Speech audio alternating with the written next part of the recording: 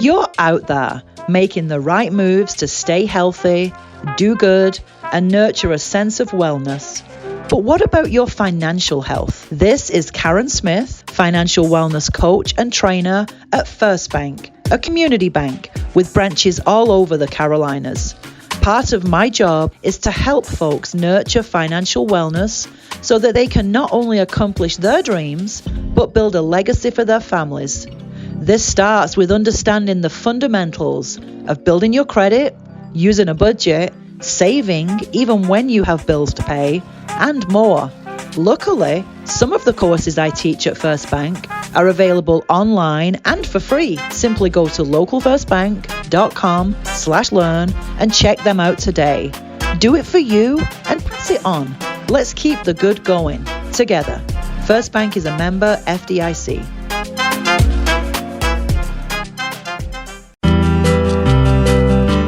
Welcome to the Health Geeks Book Club podcast. Listen in as Kristen Norton and Eleanor Russell review all those great health and wellness books you've been wanting to read or you have read and want to talk about. Here's Kristen and Eleanor.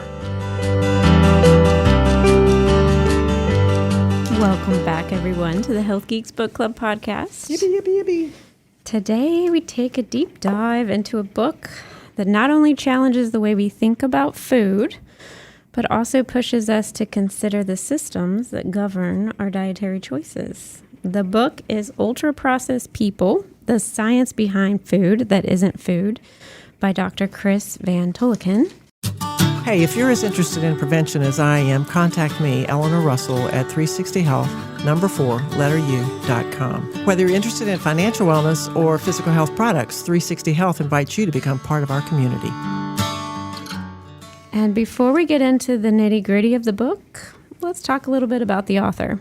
So Chris Van Tulleken has an impressive background. He holds a medical degree from Oxford, a PhD in molecular virology, and he's an associate professor at University College London. He's also a practicing infectious disease doctor and a well-known broadcaster for both children and adults on BBC television and radio. So his work has earned him 2 BAFTAs, which I didn't know what those were, but I looked it up, the British Academy Film Awards that honor the best British and international contributions to film.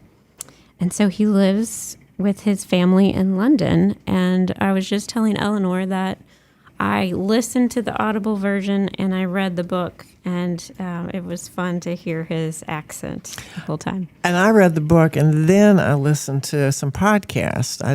And I have to say, I was well into the book before I realized he was British. I mean, even though I saw the UK and all that kind of stuff, it didn't sink in as I was reading because I was mesmerized. But then I noticed some words were spelled with, instead of Z's, they had S's. And I thought, gee, that looks like British spelling. So I thought, oh, yeah, that's why. Can I read the back cover of this book? Yeah. Because several people made a comment on the back of the book. And this one says, I want to read 2 of them if I can. One of them says, if you only read one diet or nutrition book in your life, make it this one. In clear, humorous, and informative prose, Chris Van Tulleken lays out what ultra-processed food is, why it is the single greatest problem with modern diets. And that was by B. Wilson, an author. The other one was an engrossing, infuriating read. Infuriating, I agreed with. UPF, which is what we're calling ultra-processed food, makes most fictional villains look quaint. You've got a diabolical product that scientists and capitalists have literally gotten to our bodies, even mine, profoundly affecting our health and even our thoughts. Chris Van Tulleken has written an astonishingly well-researched, absolutely, book on a plague that most of us aren't even thinking about, but one whose architects are most certainly thinking about us with ill intent. Read it and fight back. I agree that most of us aren't even thinking about it, and we're influenced so much. No, yeah, and I kind of agree with, we do a lot of reading. I don't know how many books we've read now, but this is one that I would say, put it on your list. And I wrote a couple of my friends and said, get a copy of this book. I need to talk to you about it. I'm going to have more conversations about this book. So I don't know what that means. Yeah, I would agree. I think it's worth reading. It's a blend of like personal narrative, science, and advocacy. Yeah, and he says it is a diet book, but it's not about weight loss. But he's not even telling us what to do either. So I do really appreciate that he calls that out in the very beginning, that this is not a weight loss book, and that he's not even in the position to tell you to lose weight, because he acknowledges that we don't really have a method that is safe and sustainable for weight loss. So I appreciate right off the bat that he acknowledged that, and especially after we've read a couple of books on that topic. And then he says, I don't have a correct body, and I don't have an opinion about what one would look like. I don't have an opinion on the food you should eat. That's up to you. I make choices that are not healthy all the time, whether it's dangerous sports or eating junk food. But I feel strongly to make you aware of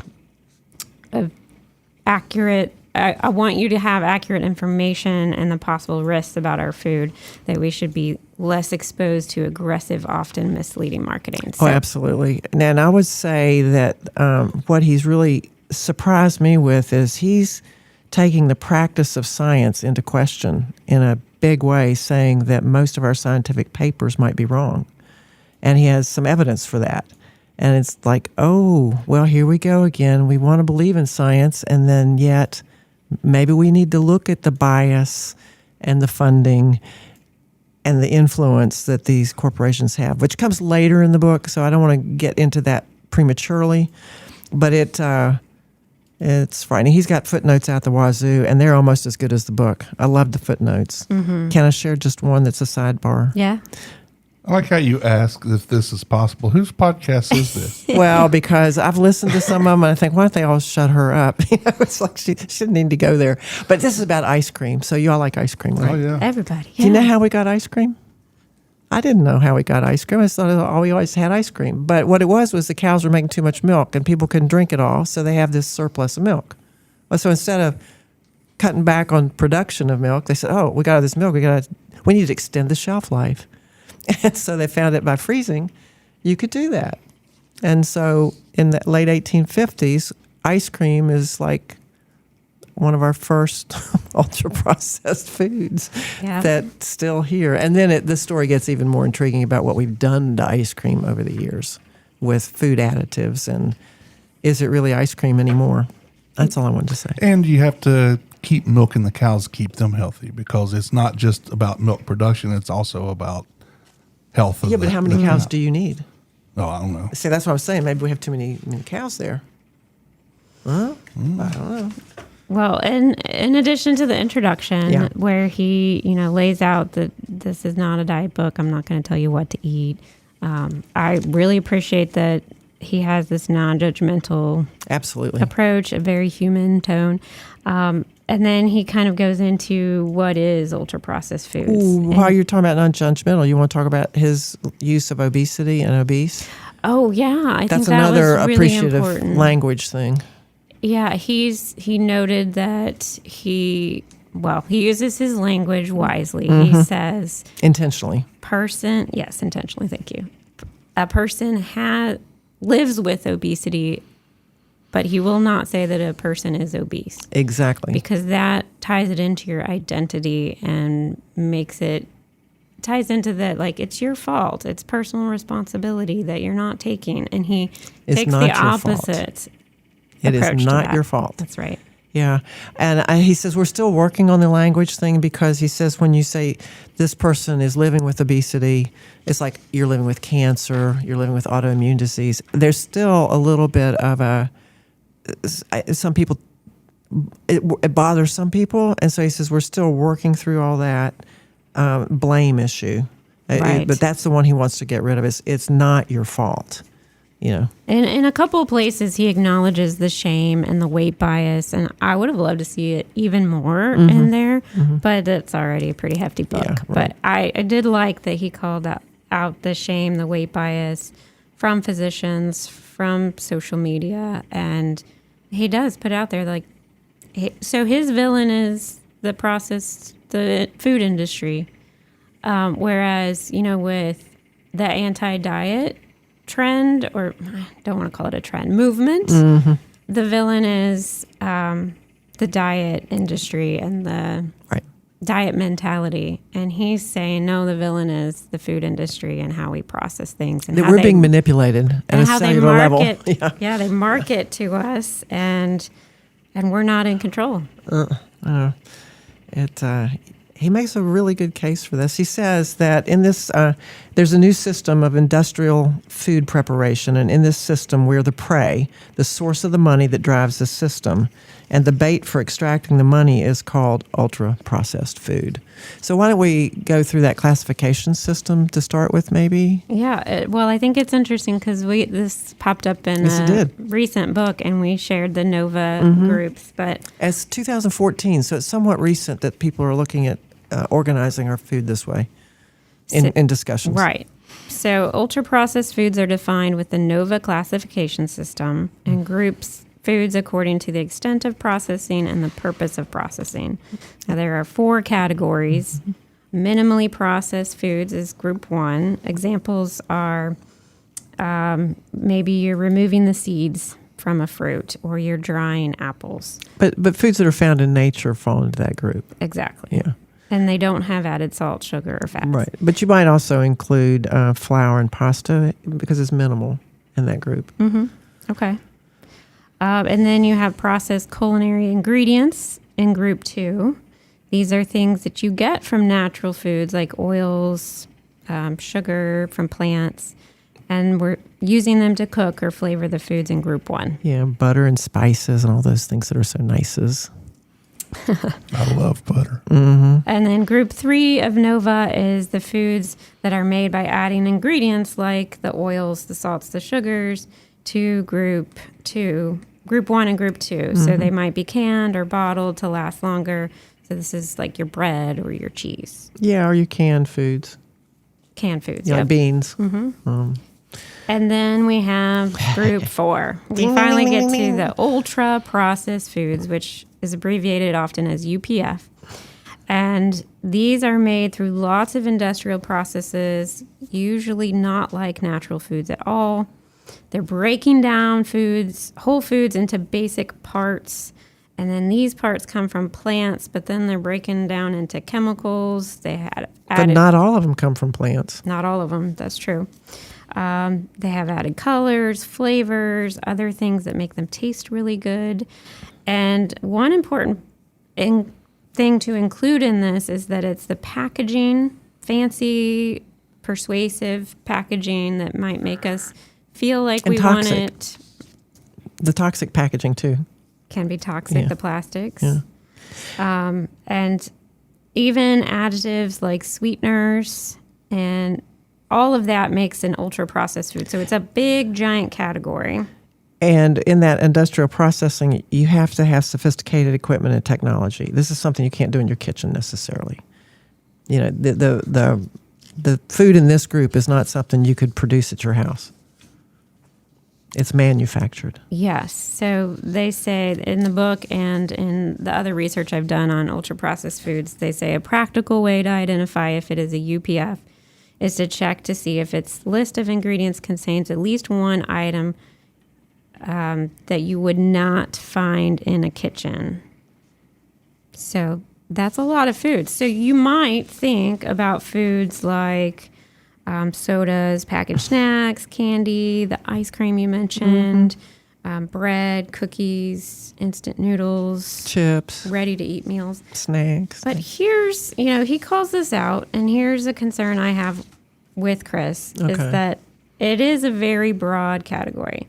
So you have those typical things you might think of, but you also have things like tofu and whole wheat bread and jarred spaghetti sauce that are ultra-processed foods.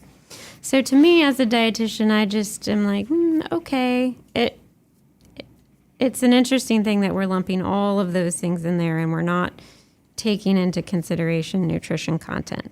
But he dives into that, and and that nutrition content. We're going to come back to that. There are two things that, listening to you, I thought of. One is we want to tell these folks about the experiment that he conducted during this book. Yes. And then the other thing I would really like to share is the first UPF story because it was shocking to me. Okay, well, let me tell them about his experiment, and then you can Okay. tell them about that. Yeah. So he does his own experiment as he's revealing some of the darker sides of ultra-processed foods. He's eating them himself. Yeah, and he says we should read the book and eat the stuff. Yeah, he undergoes a 2 week, was it 2 week or more? 4 than weeks. 4 week experiment where 80% of his diet is made up of ultra-processed foods. And that made me think of the book Super Size Me that came out a few years ago where the guy went to McDonald's or whatever and said, give me the Big Mac. I mean, I have to have the supersized meal. Right. And He's dead now. Yes, he is. And he killed. Morgan Spurlock. Absolutely. He about killed himself on that journey. This guy's not necessarily doing that. He's just saying, I'm going to eat 80% of this stuff, and I'm not trying to supersize anything. That's right. He was just eating what Yeah, his quantity was not the appetite, issue. Yeah. led him to. So he did eventually return to a more natural whole foods diet after the experiment. And he, as you said, suggests that we conduct a similar experiment for ourselves and eat the processed foods, ultra-processed foods, as we learn about them. Well, at some point, I can tell you the results of his 4 weeks. Yeah. But should we save that for a little bit later? No, I think it's a good time. Okay, well, so what he found after 4 weeks is that he wanted the UPF, but he didn't enjoy it. It's like he had the desire for it, but eating it was not satisfying. And then meals took on uniformity, and he was never hungry, but he wasn't satisfied. So he's in that limbo land. He didn't weigh, but he loosened his belt 2 notches. His family gained weight because, when you eat in community, sometimes the people around you eat what you eat. He began to eat secretly. He had anxiety dreams. He was eating more salt, drinking more water. Then he was peeing more, getting up, interrupting his sleep. He had nightmares. And then he would go to the kitchen to eat. He was constipated. He got hemorrhoids, anal fissures. He felt 10 years older, achy, exhausted, miserable, angry. He was obsessed with food ingredients. He became obsessed about this stuff. He had blunted hormone responses from fullness. He couldn't detect when he was full or not. And his C-reactive protein doubled. His leptin went up 5 times. They did some measurements on him. That's definite not healthy. Right. That whole story there is not healthy. And that was not the way he was at the beginning of the experiment. Right. 80% of his diet was that way. And I think they say that we Americans are eating about 60% of this stuff in our diet. I think it's up to 80%. Are we up to 80? I don't know. I was going to clarify that before, but it's too much. If 60 or 80, that's too much. That's true, yeah. So this kind of stuff kind of got started because the Germans were needing, World War I, nerve gas. So there were some people that knew how to make nerve gas. And when they were making the nerve gas, they were also needing explosives, so they were going to make some explosives. And they were using coal, lignite, which is it's not a good fuel coal. It's kind of a waste coal, but it was really good for what they were doing. They could convert it.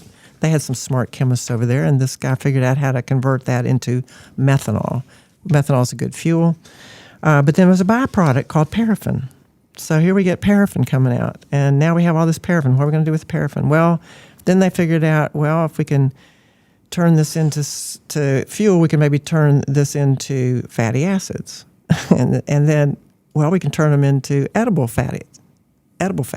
And so they had all these soldiers that needed to have some food, right? It didn't taste very good. So remember that book we read about flavor? Yeah. You can figure out the chemical component that gives the flavor. So they figured out that the diacetyl would give it a butter flavor. So they put this diacetyl in this byproduct of coal, called it fat, and fed it to people. That is a manufactured food, and people were eating it. And there was no nutritional benefit. Anyway, that's kind of scary to me. But the other side of that was the chemists that got involved in all this had a mother that was Jewish. Mm-hmm. And so, in Nazi Germany, Jews were not appreciated. They gave this guy an Aryan, full-blooded recognition for his contribution to their war effort because he was a Nazi. So anyway. Fascinating story. He has more and more stories in this book. And he says that by making food from coal, you're destroying the meaning of food beyond the ability to sustain life. Food must become a technical substance without cultural or historical meaning. It's nutritionism at its extreme. And, we've talked about culture and maintaining culture. And food is a huge piece of that community that holds us together. Yeah. And so if we take the meaning of food away, we're also breaking that connection. And, I think it's dangerous. Yeah. Well, something you said triggered a thought. You mentioned flavor. And as I was reading this, I thought, you know what? The author of Flavor put the chemicals and how we can make things taste and smell different in a positive light. And I remember noting, like, okay, he's saying a chemical is a chemical, whether it's found in nature or science. And I thought that I agreed with him, and now this book makes me think otherwise. Me too. I'm questioning some things that I thought and this is good for us. I think so, it's one of the reasons we read, right? Yeah. To be informed. Mm-hmm. And maybe we do modify our positions. Yeah. We don't stay static. There was something about holding on to beliefs for too long sometimes that are not good for us. Right. Tired of feeling stuck in your health journey? At Well Balanced Nutrition, we understand that achieving your health goals isn't just about what you eat. It's about overcoming the mental roadblocks holding you back. Our team of expert nutrition coaches is here to guide you every step of the way, helping you break through mindset barriers and reach your full potential. Don't let mindset barriers stand in the way of your health and happiness. Call Well Balanced Nutrition today and start your journey to a better you. Did you learn any new words in here? Oh, I'm sure, but I'm curious what words you have in your notes. Cuisinivores. Oh. Cuisinivores are animals that are obliged to cook their food. Oh. Yeah. I don't remember reading that one. Yeah, I'd never seen that word. And it's, I went to some raw food classes once and was very disappointed in their cuisine because they were converting everything raw into something like high sugar content. Oh, really? Like make a pecan pie. And there were other things that they were doing that just seemed not healthy, but they were keeping everything raw. But anyway, so cooking came along because you can, it breaks down some of these proteins and makes them more digestible. Ligaments and things like that, you can get some of those amino acids broken down so that you can use them to build your own tissues easier. And then the other word was processivore. Is you cook processed foods. Only processed foods? Processivores. That's what we're becoming. And this evolutionary evidence is showing that by becoming that way, the UPFs are strongly associated with weight gain and other diet-related diseases, which the list is horrible, and we can read that later. But another word was rheology, which is the science of how materials deform. So these food scientists are looking at ways that food deforms to reform it. And then commerciogenic, which are diseases caused by marketing and consumption of addictive substances. So those are my 4 new words for the year. Well, mine, I've definitely heard of food desert, but I don't think that I heard of food swamp. Yeah, let's talk about that. Oh, the author's a twin, an identical twin. Yeah. And that food swamp story comes up because his twin is 7 minutes older, but 40 pounds heavier or something, and has become the focus of Chris's need to change his brother. And, I appreciated the honest storytelling here from him. So his twin brother moves to the United States and has a very stressful situation happen to him. And he's in a food swamp, which just means there was plenty of ultra-processed foods available, more so than Whole Foods were. Not the store Whole Foods, but, natural foods were. It's like Mike Clemens. Mike Clemens has so much easy access, convenient food on the strip. Right, yeah. And there are a couple of grocery stores, but you don't need to go in them because you can stop at these other places. Right. So the food is easily accessible and everywhere. And delicious. The UPF is. So he gained a lot of weight in this stressful time. And the author, Chris, was very concerned about him. And he even admits embarrassed by him. And then that came across to his brother, Zand. And Zand was like, I could feel you judging me from across the world when I would eat something. And, Chris would pick on him or, he said out of concern, nag him. And quite frankly, for Zand, that made it 10 times worse. And I appreciate this story because it's so true. We think that we might be helping somebody by nagging them, and it only amplifies the problem. And I see this in my clients all the time. I thought of you in this because of that. Yeah. Yes. I had a client recently say, you know what? I wanted to just give the finger to everybody who says they care about me, and I just want to eat more because of it. And I'm like, I get it. You're not alone. It is a thing. And so when, to wrap up the story, when Chris finally talks to a behavior therapist, exactly. The therapist is like, well, what does your brother want to do? Who cares what you want to do? What does he want to do? And so Chris finally stopped caring about his brother's weight. And then it wasn't right away, but after a while, Zan felt that freedom and was able to make choices on his own, not because he was trying to win the argument with his brother or whatever. Yeah, I think it's kind of funny that Chris got the behavioral therapist involved to fix his brother. And it fixed him. And then they said, oh, we want to talk to you too. Yeah. And then it turns out the problem was really Chris. That's right. That was creating the problem for his brother, maybe. I think that's such an important story for all of us to hear. And yes. I love that he included that because, it's admitting that he was wrong and he had some room to grow there. But yeah. And that maybe what I think Chris keeps coming back with his information that somewhere maybe his brother will pick up on is that it isn't his fault. It's that he's being manipulated by this industrial food. And so when we talk about UPFs, they are industrially produced edible substances, and we're consuming them beyond what we should. They said that in the percent of household budget on food, in the UK it's 8%, and it's only 6% here in the United States. But in the rest of the European countries, they spend about 11 to 14% on their food. But in low-income countries, you don't have a lot of money, that proportion changes to 60% of their budget goes to food. And so what they're being fed, by this marketing campaign is creating the dynamics of obesity that we're seeing around the globe. At least that's the premise of this conversation. Right. But let's go down and dig into a little bit about taste, texture, calories, and what is the UPF doing at the molecular level. You want to talk about modified starches, xanthan gums, which are really bacterial exudates. That sounds good, doesn't it? And hydrogenated fats. You're making me hungry, Eleanor. I know. So give me a plate of that right now.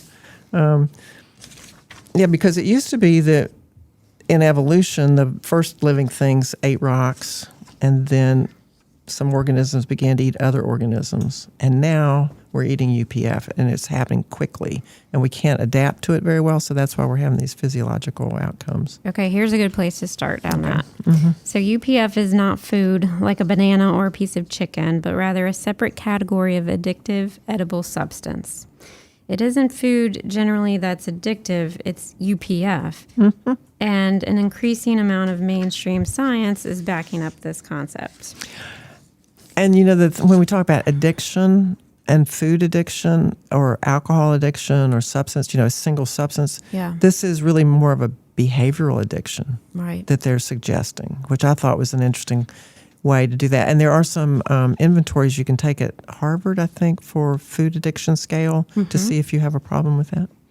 Yeah, and I think that all ties back into, the food environment makes it more likely that food addiction can happen, as well as trauma and socioeconomical stress, all of those things. Similar, I think he puts similar to drugs, right?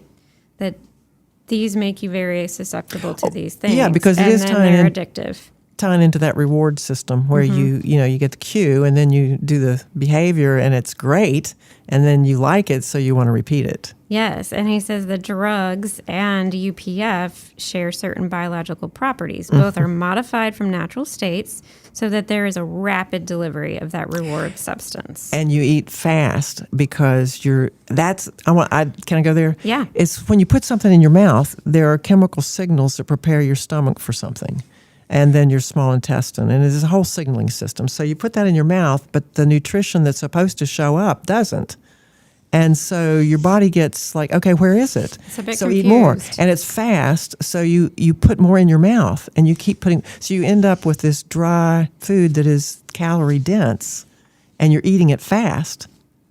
And that creates this addiction, like that idea of the drug comparison that you were making, the dose and the delivery, speed of delivery. Right. Your body wants more because it's confused. It's not very getting confused. what it thinks it's getting. And then it's also playing with your hunger fullness, ability to detect hunger fullness as well. Yeah, and I've shared that story about me and Checkers, popping out for lunch, going to Checkers, getting the big soda and the greasy hamburger and fries, and still being hungry. And I had something like 5,000 calories, and do it again.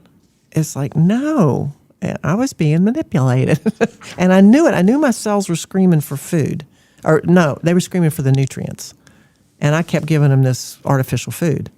And they weren't getting what they need. Exactly. And so bring some more. Get some more. We need the nutrients. It's awful. Well, you're talking about speedballing. You want to talk about speedballing? You're talking about drugs. Are you, Tim, familiar with speedballing? Not in the terms that you're talking about. You mean heroin and cocaine? Yeah, I do know that. I thought so. Yeah. No, just because I know you have a broad spectrum of experiences. Yeah. So, Never done either one of them. But we know about it, right? Yeah. So what they're saying, okay. What killed Lane Staley of Alice in Chains? Oh, God. Bad. Oh, so it's a stimulant and a depressant taken at the same time. And if you survive it, you evidently have a tremendous experience. So let's say you have espresso martini. It's the same sort of thing. You're kind of speedballing with that. But he's saying we're speedballing with this food, which frightens me. And I don't oh, here it is, yeah. Oh, so like in the Central American thing, the artificial sweeteners is what he's talking about. You're getting a sweet taste in the mouth, preparing your food for the nutrients from the sugar, and it never arrives. So you end up increasing your food intake to get that. But yeah, so Dana Small, a neuroscientist at Yale, did a series of experiments in humans which demonstrated that whether we learn to want a particular flavor seems to depend on how much our blood glucose changes when we consume it. The team gave volunteers randomly flavored drinks, and after a few exposures, they learned to want the flavors that had been paired with the tasteless carbohydrate maltodextrin. And the more their blood sugar went up, the more they wanted the flavor. So it may be that by using fizz, cold, acid, and caffeine to give people a huge dose of sugar when they drink Coke, and with its massive calorie load and blood sugar spike, cola producers are making you want their specific products more and more. So that's an example. That's exactly where I was. And the idea that a Coke warm, who wants it? Very few people drink a warm Coke. It's wild to think about. I know someone. Oh, do you? They occupy this office, not me. Oh. Okay. Well, it's odd. Most people don't. Yeah.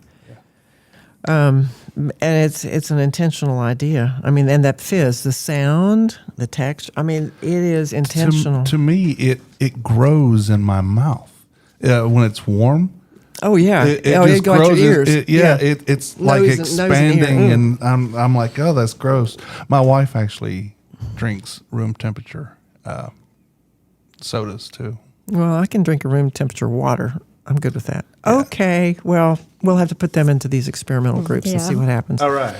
What about chewing? That's another issue that we have with this manufactured food. When we chew fibrous foods, Takes us a while. Yeah, and that slows down the signaling at some level. And so what they're saying is one of the other characteristics of this industrialized food is that it's soft, and you can eat more of it quicker. Yeah, and when I was it is kind calorie of dense. browsing ahead to the chapter that said, it's called that it's pre-chewed, I was like, no, not all ultra-processed foods are soft. I mean, you've got Pringles. He brings up Pringles a lot. You've got Cheetos. You've got things that crunch. But then I'm reading, and he's like, oh, yeah, but after that initial crunch, it immediately turns to mush. I'm like, oh, yeah. When you all get this book, you've got to read the Pringles story. I don't think we have to go into it, but boy, that was an eye-opener for me on the design of that food. Yeah, for sure. A food substance. What about Clara Davis? She was the lady that did some work with children back in like the early 1920s and self-regulation of food intake.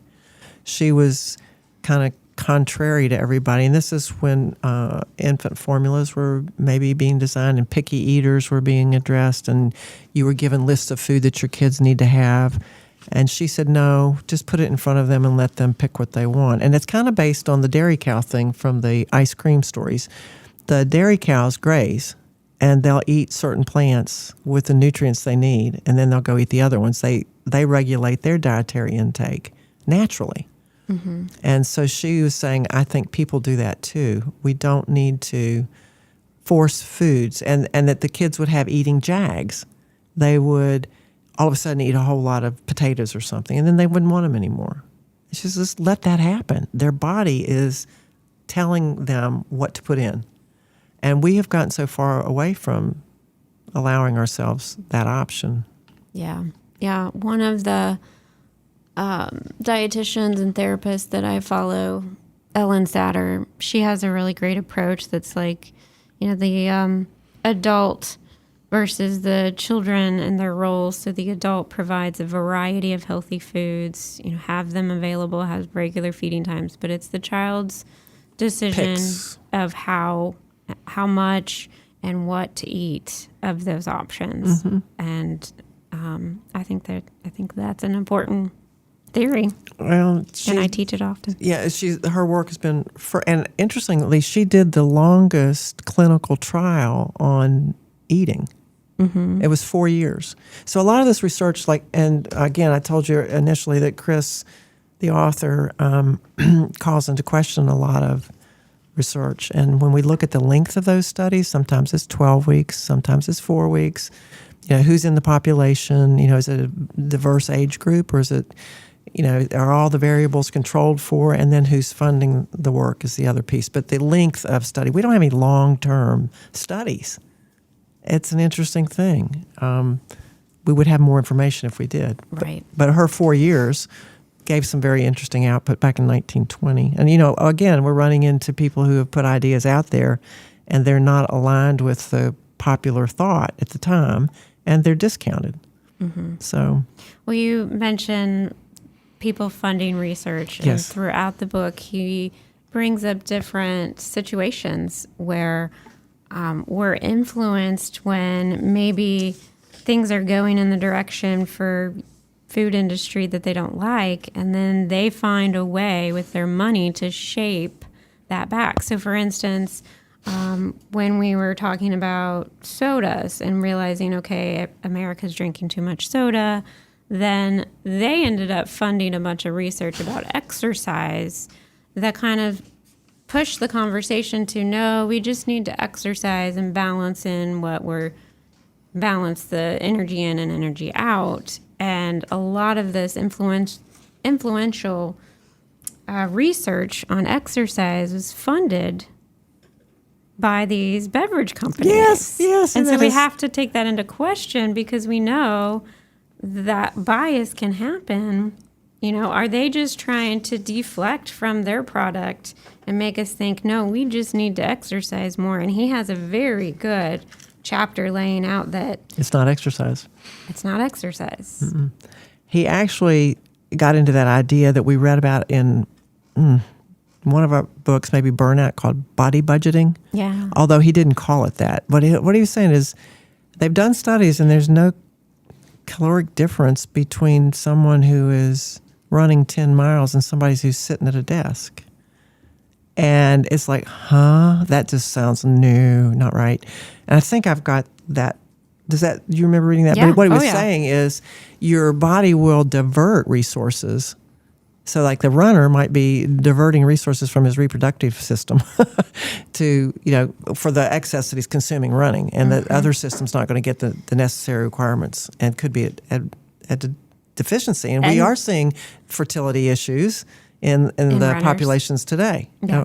So I thought I would like to go read that paper. That would sound pretty interesting. But that was it is 10 miles or sitting at a desk, and the compensation. Because we've read several books that remind us that exercise is not a good way to lose weight. It doesn't work. Right. And this is the explanation why. Yes, And I'm like, aha. Yeah, but there are other wonderful reasons to exercise because the endorphins and everything else that's good for you. But so we don't want to not exercise, but we don't want to say that's where I could fix myself. So bringing it full circle, the beverage industries wanted us to think, well, if we just exercise more, it'll be fine if we drink these extra calories. Yeah, Gatorade. And that's not how it works. No.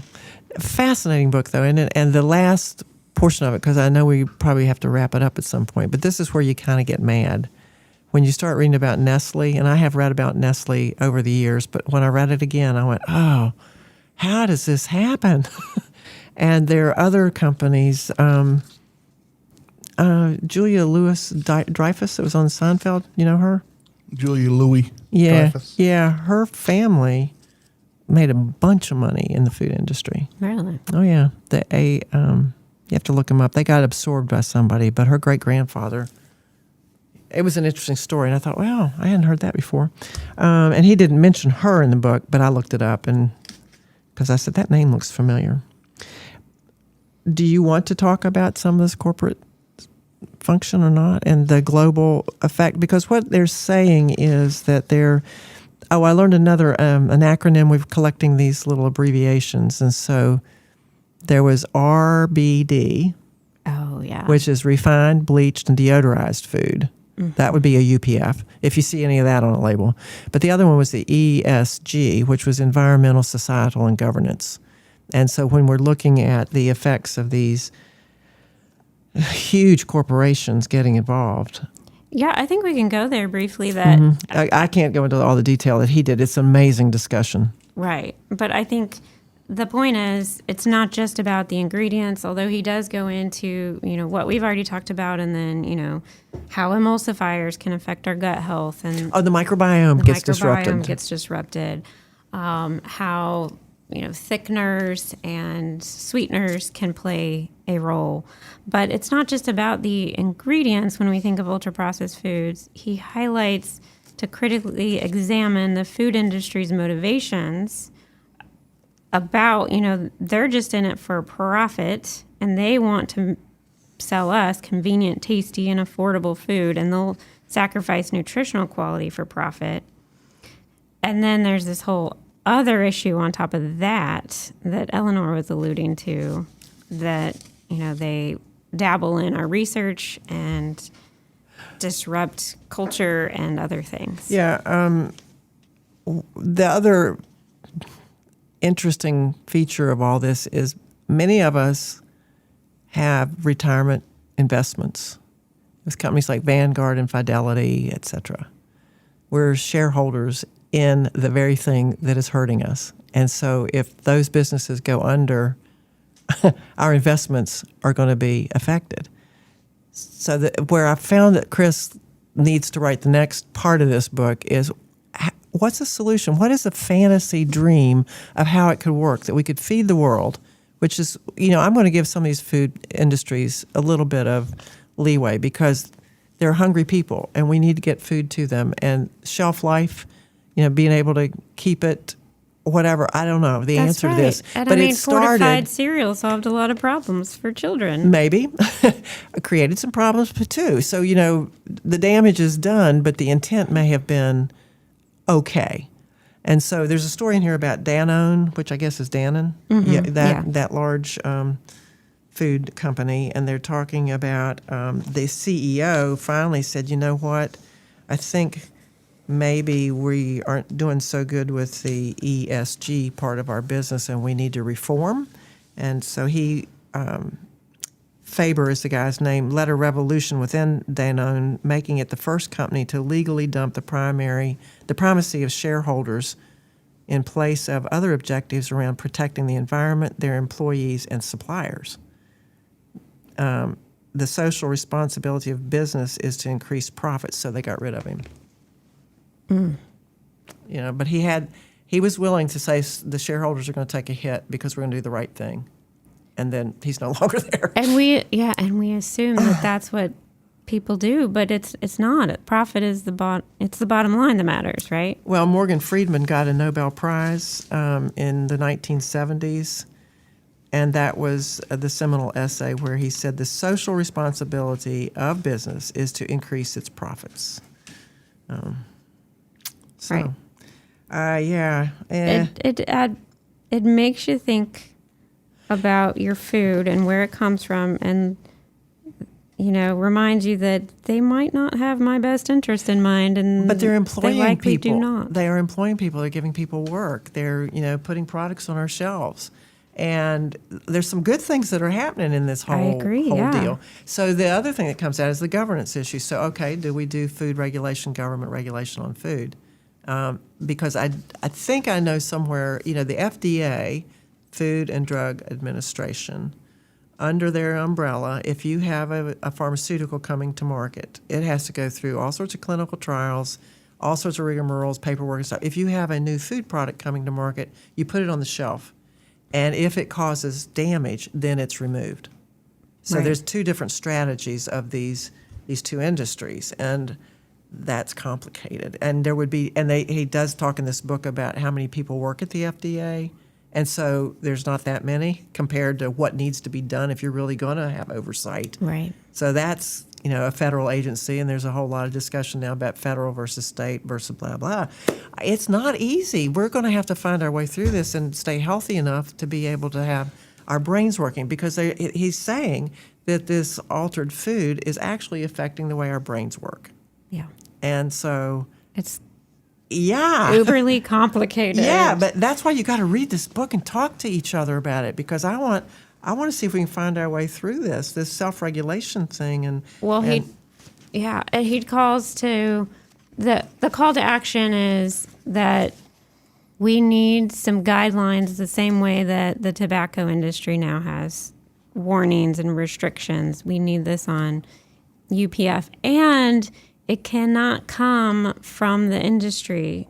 So he's saying that they can't self-regulate because they are currently self-regulating through all sorts of loopholes. He's saying that like partnerships to promote healthier food, it cannot, like Coca-Cola cannot be involved or Nestle cannot be involved. The money cannot be from the food industry because there's that underlying need for them to profit. And so it's just, he's saying it cannot be a partnership, which is, that's a strong line to draw, because like he brings up Jamie Oliver. I love Jamie Oliver. He's trying to do really great things. And he's currently partnering with the food industry to promote better options, better choices, transparency. But Chris, the author of this book, is saying, no, if we want to see a change, they cannot have their money involved in the policy. There was something in the writing where he was talking about the products that we have on our shelves are the ones that sell the most are the ones that are going to be the products on our shelves, in the stores. So if they alter the food and get us addicted, they sell more of it and their profits go up. And then the science behind it, if it's funded by these other corporate entities, it's a mess. Mm-hmm. Even the Jenny Craig story was an interesting one for me to read. But the other thing that he said, we've gotten into a situation now where we're selling solutions to the problems that these manufacturers, they're getting into the drug companies now to solve the problems that the food industry created. But their money flow is going through both of them. Yeah. A circular process. Vicious cycle. And I don't think that's bias. I think that's information. Maybe it is. Maybe we need a counter conversation to this to say why this is maybe not accurate. But I'm saying I can see evidence of some of these things in here. Well, and I appreciate you saying, the food industry is trying to do a good thing at a certain level, right? And I just feel the same way, too, about how we need to now look at UPF. I think it's important to be cautious about it and crucial to recognize that it could be an issue for us in our lives and maybe making things worse for us. And also, there's lots of people that rely on these foods to meet their nutritional needs. And so I think that we have to balance the fear and necessity and practicality of it all. I think the percentage idea is interesting, though. If we work on lowering the percentage of the UPF in our daily routines, that might be a way to not get rid of all of it, because there's convenience factors big time. Mm-hmm. But maybe attentive to our shopping and more balance in what we're providing to our own bodies and those around us. Yeah, I found a study that said 10% increase in unprocessed foods was associated with a 10% decrease in cancer risk. Oh, that's promising. Yeah, so just a 10%, it could have a positive impact. Well, remember when we read the Glucose Revolution, and she said start with beans in the morning, and the Fiber Fueled said eat beans for breakfast. And so I've been playing with that idea. So I got my can of beans. I didn't use my dry beans like I want to do because it was more convenient to open a can. So right there's a processed food. Okay, but then I added fresh carrot, grated, and I added some fresh red pepper, and then some fresh chopped onion, and then some pickled jalapenos out of a jar, and so some frozen broccoli, some more processed food. So I ended up having a pretty much processed food after trying not to. But I think nutritionally it was better than maybe going to Starbucks and getting a big bun and something. I mean, that's what I was saying in the beginning, that the NOVA classification of ultra-processed food is wide, and I think we have to recognize that there's a spectrum. And I think it would be very hard for most people to cut out all ultra-processed foods. Yeah, and I think the stories they talk about is when you start doing that, and that obsession that he got into was, okay, there's maltodextrin, but nothing else. Is this ultra-processed or not? He was trying to figure out, is it or isn't it with, certain ingredients, and it got to be just obsessive. Yeah, and that's not healthy either. Yeah. But I did want to go ahead. I'm one other thing up. Okay. Well, I just think for me, revisiting that, his advice is not about outright rejection of ultra-processed foods, rather about understanding them better. And he believes that change must come from within. It has to be something we're motivated to do. And he's simply providing the education and the information so that when we're ready, we can make that choice ourselves. And I like that his book is not about telling us what to do. It's about empowering us to make informed decisions and take it from there. Okay, but I want to put the fear of God in you, okay? So here it says that UPF intake is strongly increased. Increased UPF intake is strongly associated with increased risk of death, so-called all-cause mortality, cardiovascular diseases, that's strokes and heart attacks, cancers, that's all cancers overall, as well as breast cancer specifically, type 2 diabetes, high blood pressure, fatty liver disease, inflammatory bowel disease, ulcerative colitis and Crohn's disease, depression, worse blood fat profiles, frailty as measured by grip strength, irritable bowel syndrome, and dyspepsia and indigestion and dementia. The last one of these may be most alarming for those families with a history of dementia. In 2022, a study published in the journal Neurology looked at data from over 72,000 people. Increasing intake of UPF by 10% was associated with 25% increase in the risk of dementia and 14% increase in the risk of Alzheimer's, and so on and so on and so on. So I'm still saying this is worth paying attention to and reducing your intake and being aware of what your intake is, because maybe you don't eat that much of this stuff. In case that'd be great. He had a 50-page notes. That's a bibliography, huge. And his acknowledgments was delightful to read. And I wanted to read the last page of his acknowledgments, if I may. Would that be okay? Mm-hmm. Two things. He said, You have no permission for that. Okay, I'm doing it. I'm a rebel. I live with my amazing mother-in-law, Christine, who is a constant inspiration to me, Dinah, and my daughters. I rest my computer on her PhD thesis, so I'm literally basing this book on her work and the huge influence over my general behavior in the best way.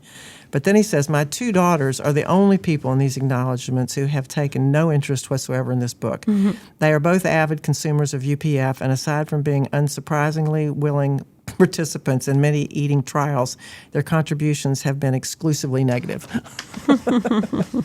That's a good dad right there. Mm-hmm. I'm thinking this fella is most entertaining, and his podcasts are hysterical. Y'all, So, I loved it's a thick book, but I think it's very important to read and to just have this information and talk about it, start discussions. And you might see me at the public library doing this one. at minimum, hopefully this empowers you to just think twice about where your food comes from,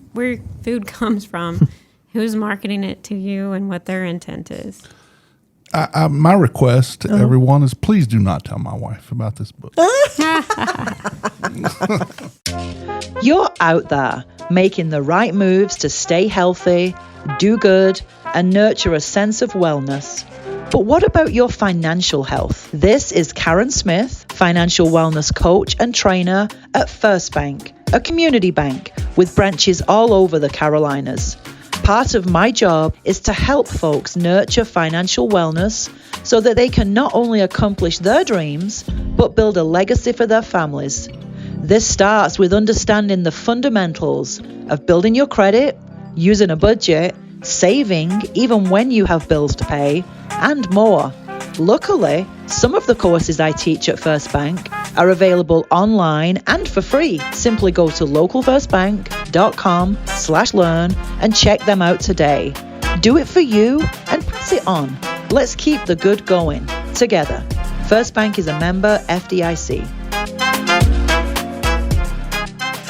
Oh, well, we're happy cooking, everybody. This will be good. I'm Eleanor at 360healthforyou.com, and I am passionate about preventive strategies, I think. But after reading this book, my brain is a little scrambled. I might be revising what I'm doing. But I do like the arena in which we discuss, and these books have been wonderful for me. Thank you, Kristen, for joining me on the read. Mm-hmm. And I'm Kristen Norton, a registered dietitian at Well Balanced Nutrition, where I'm cautiously digesting this information on ultra-processed foods and, how we can make it practical, make it fun, and improve our health and our environment and the people around us. And remain sane. So if you're interested, check out wellbalancednutrition.com. We'd love to have a conversation and book a free clarity call there. And thanks for tuning in, y'all. Maybe we should hum our way out. The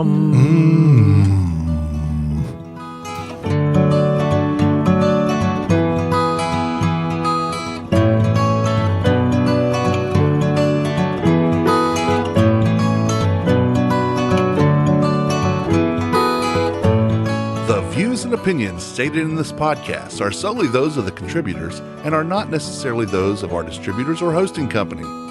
This podcast is copyrighted, and no part can be reproduced without the expressed written consent of Kristen and Eleanor.